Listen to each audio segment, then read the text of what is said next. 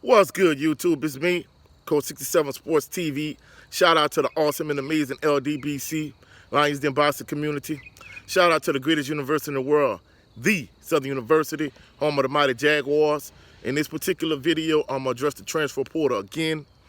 Now, recently there have been some rumors that Southern University outside linebacker Ja'Sion Greathouse could potentially enter the transfer portal.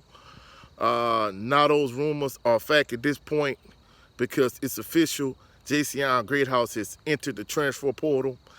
Now this kind of adds fuel to the fire from the perspective that a lot of Jaguar Nation and Southern University fans has not been happy with Coach Eric Dooley's reign and regime as head football coach at Southern University to this point in this juncture.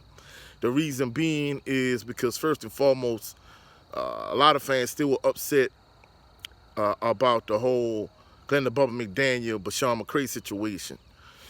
In addition to that, now at this point, you have a lot of players entering the transfer portal, even if it's just a few. The optics from a Southern University fan perspective, they don't look good. It looks like a program that's just in array, that's in disarray, that really doesn't have stability. And that's the reason why, like in Jaguar land and across the SWAC, a lot of individuals just don't have a lot of faith and confidence in Coach Dooley. Now, maybe there's more to meet the eye behind the scenes in terms of maybe some defensive players are not happy because Ja'Sion Greathouse entered the transfer portal. And in addition to that, recently, Trey Lang entered the transfer portal also. So it seems as if more defensive players are entering the transfer portal than anything. So maybe it's some kind of issue with the defense. Who knows? But even with that being said, it's just not a good look. The optics of the situation isn't good. And that's why in my last video I said and I stated that if Coach Dooley does not win the SWAC and potentially wins the Celebration Bowl, but it's definitely, I say a bare minimum, he definitely has to win the SWAC. Not the SWAC West, the SWAC overall. Or he could potentially be on the hot seat because for individuals that are not Southern University fans, the fan base expects to win year in and year out and expects to be competitive year in and year out. It's kind of like, if you're a University of Texas fan, if you're a Notre Dame fan, except on the HBCU level in terms of classification and ranking. So Southern fans expect to be competitive every year. They expect to compete year in and year out.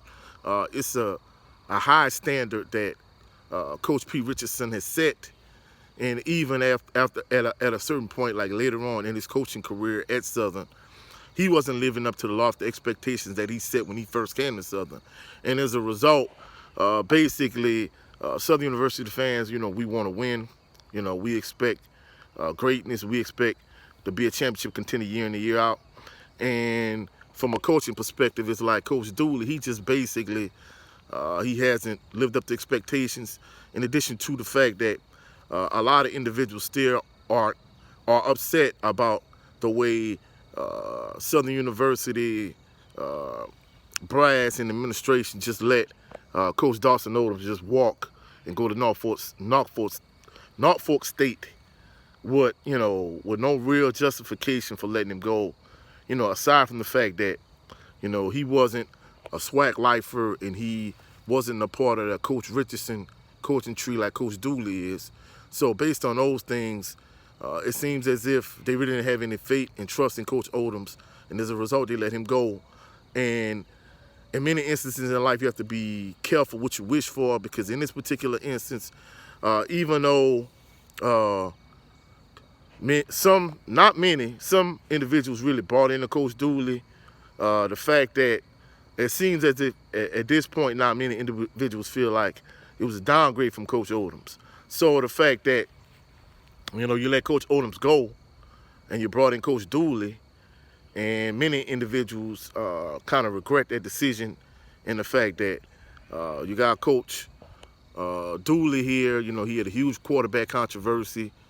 And even with that being said, I think had he started Glenn Bubba McDaniel from the start of the game, and had they won, I think all would have been forgiven. But the fact that he waited too late to pull the trigger, and he put his team at a considerable disadvantage, and they ended up losing the game because once Glenn Bubba McDaniel came in the game, you could see a complete 180 in terms of the offense. The offense was able to move the ball. The offense was effective, as opposed to when Bashawn McCray was in the game.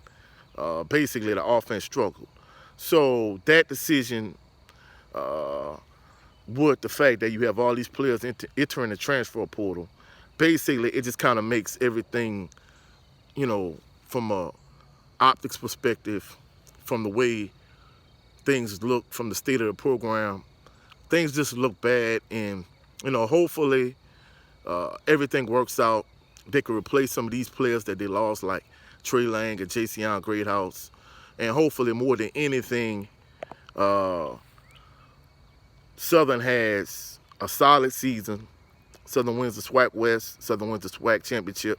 And hopefully even win the Celebration Bowl. Because even if some of these guys is transferring, even if they're not starters, even if they weren't projected to be starters, you know, it's just a bad look, the fact that, you know, you had the quarterback controversy last year, and now you have all these players leaving. And even if they don't find landing spots, or even if they don't go to like bigger programs, it's still not a good look. So, you know, hopefully the ship is steered in the right direction. Everything is rectified, and at the end of the season, all will be forgiven and forgotten.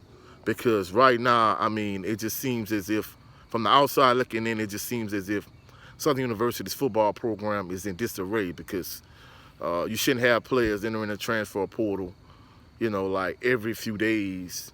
And in addition to that, with the way the season ended, it's just not a good look. So that's it for this video. If you saw any value in this video, like the video, share the video. If you have any suggestions for upcoming videos, comment in the comment section. Subscribe to the channel. Also, click the notification bell so you can be alerted anytime I post any new videos.